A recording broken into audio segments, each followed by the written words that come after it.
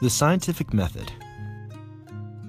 So first things first, what exactly is the scientific method? By definition, the scientific method is a process of critical thinking that uses observations and experiments to investigate testable hypotheses. Look at both of these images. The image to the left is a flower being soaked by the sun, while the flower to the right is in complete darkness. So what plant do you think is going to grow faster? Let's use the scientific method to figure this out. So the first step of the scientific method is to ask a question. In this case, we'll be asking, how do sunlight and water affect plant growth? The second step of the scientific method is to conduct an experiment. In this case, the first step of our experiment is to take the plants and put one in the window so it's being exposed to ample amounts of sunshine, and one in a dark room. Next, we're going to water the plant in the window once a day and the one in the darkness once a week. We are going to repeat these steps for 3 weeks.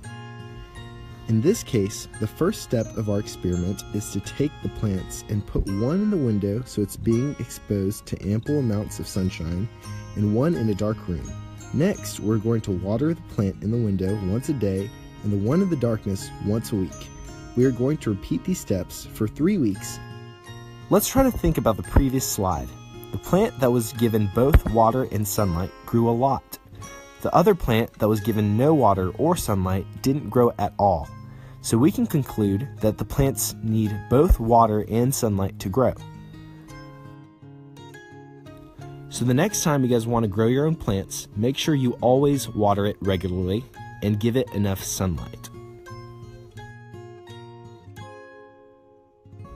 The last part of the scientific method is the conclusion.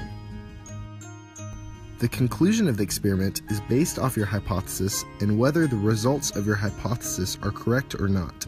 In this case, our hypothesis was correct. Based off our experiment, the results show that the plant without water did not grow nearly as much as the plant with water. Our hypothesis was correct. Although we are finished with our experiment, the scientific method can still be applied to everyday situations. What are some ways that you think the scientific method can be applied to everyday situations? Created using Powtoon.